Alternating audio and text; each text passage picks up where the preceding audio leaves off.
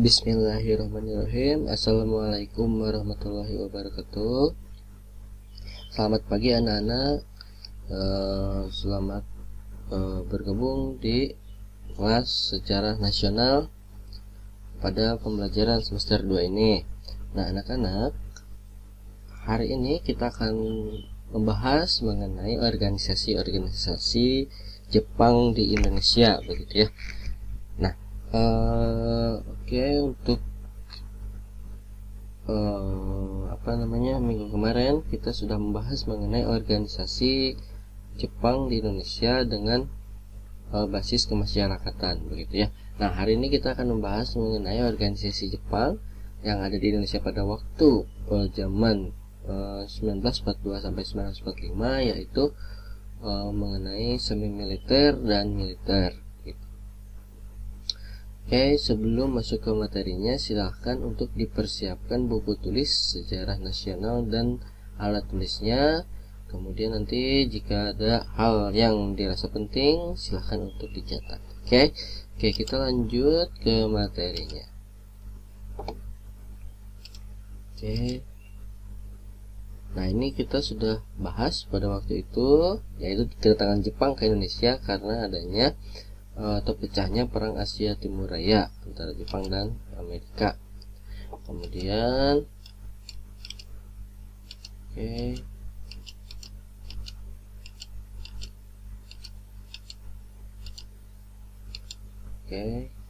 nah, minggu kemarin organisasi pergerakan massa pendudukan Jepang yang bersifat sosial kemasyarakatan dari mulai gerakan 3A, kemudian Pusat Tenaga Rakyat, MIAI, Majelis Islam A'la Indonesia, ada Majelis Syuro Muslimin atau Masyumi, dan Jawa Kokokai telah dibahas, begitu ya. Yaitu di mana kelima organisasi ini dibidani atau dikembalikan atau diaktifkan kembali, dan ada yang dibuat oleh Jepang agar menarik simpati rakyat Indonesia dalam tujuannya memenangkan perang Asia Pasifik atau perang Asia Timur Raya, begitu ya.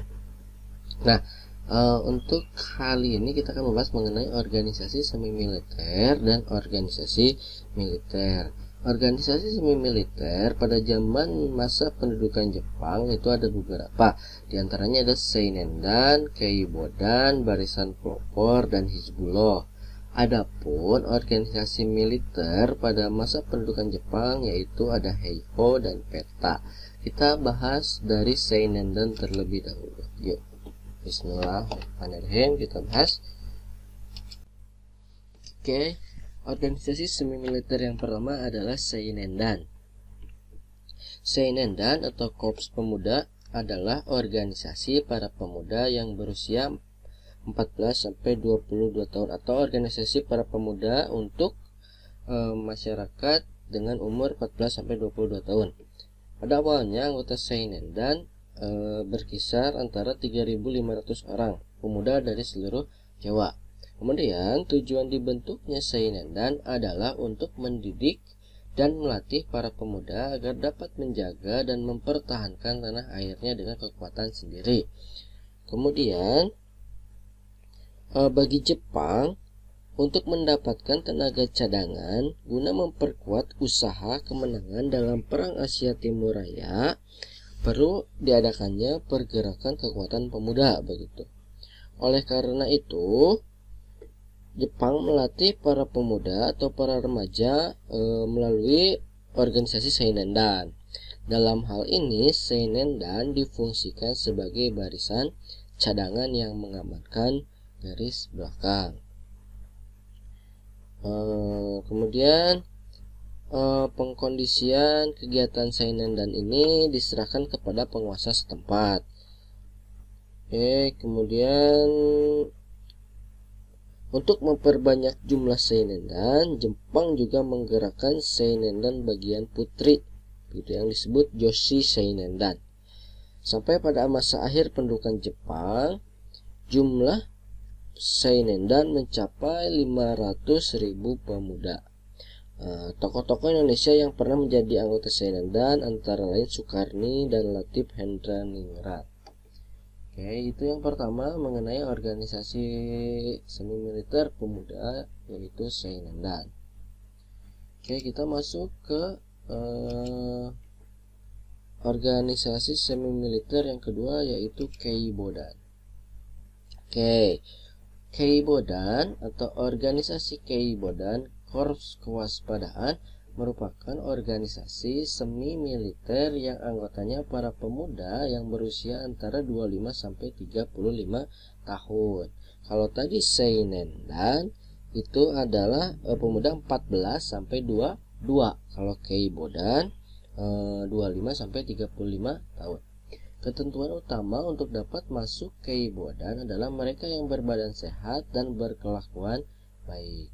Kemudian apabila dilihat dari usianya, para anggota Keibodan sudah lebih matang dan siap untuk membantu Jepang dalam keamanan dan ketertiban. Pembentukan Keibodan ini memang dimaksudkan untuk membantu tugas polisi, misalnya menjaga lalu lintas dan pengamanan desa. Untuk mengamankan desa dan menjaga lalu lintas, maka anggota Keibodan juga dilatih kemiliteran begitu ya. Nah, untuk meningkatkan kualitas dan keterampilan para Keibodan ini, maka Jepang mengadakan program latihan khusus untuk para kader. Latihan khusus tersebut diselenggarakan di sekolah kepolisian di Sukabumi. Jangka waktu latihannya sekitar 1 bulan, gitu ya.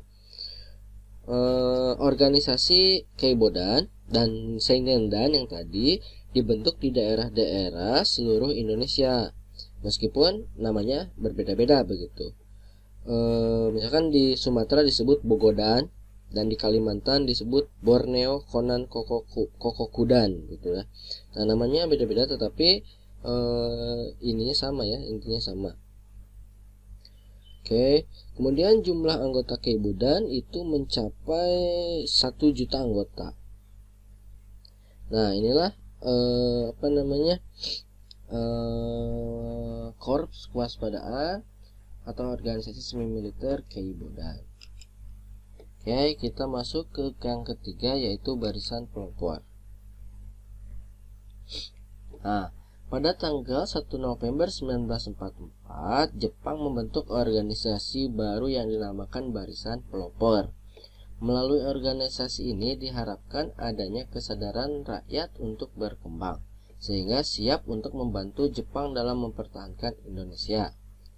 Organisasi semi militer Barisan Pelopor ini tergolong unik karena pemimpinnya adalah seorang nasionalis, yaitu Insinyur Soekarno yang dibantu oleh R.P. Suroso, Otto Iskandar Dinata, dan Buntaran Martoat Mojo. Itu.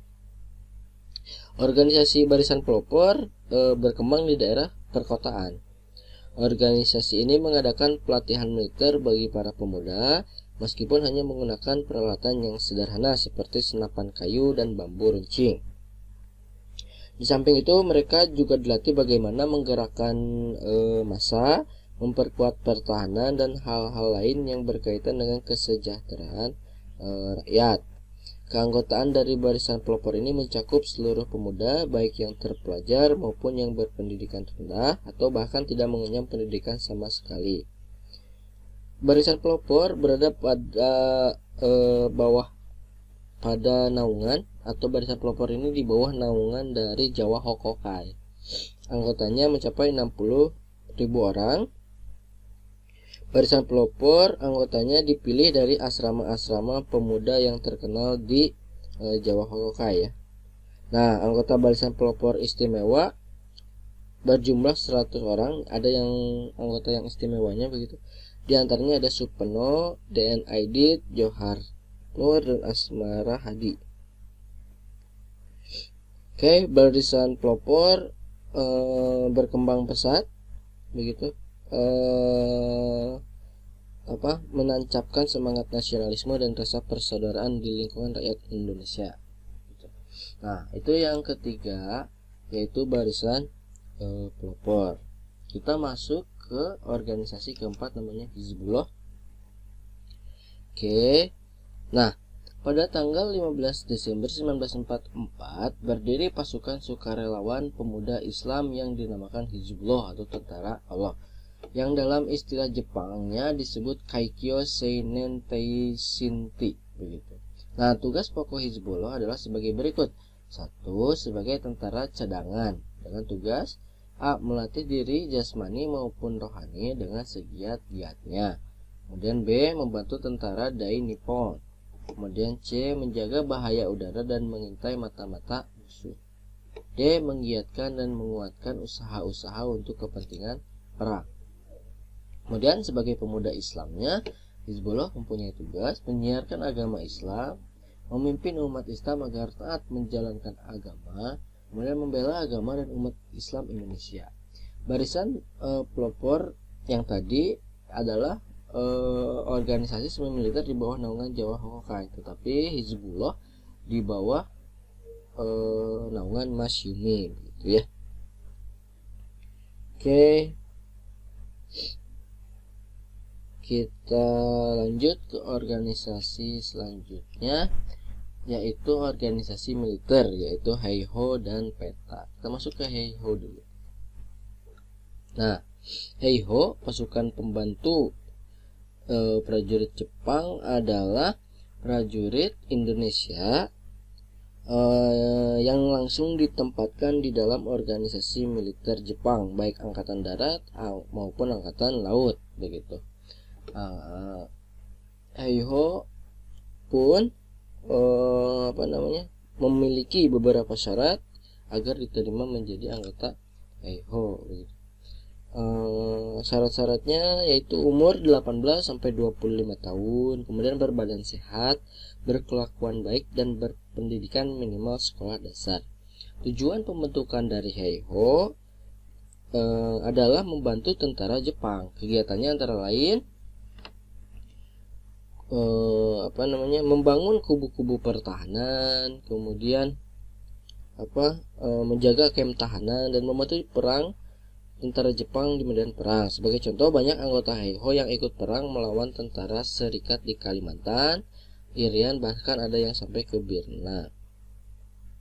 Anggota Heiho mendapat latihan kemiliteran agar mampu menggantikan prajurit Jepang di dalam peperangan. Kemudian para anggota Heiho mendapat latihan untuk menggunakan senjata anti pesawat, tank, artileri medan, mengemudi, dan sebagainya. Nah, tidak ada satupun anggota Heiho yang berpangkat perwira. Pangkat perwira hanya untuk orang-orang Jepang.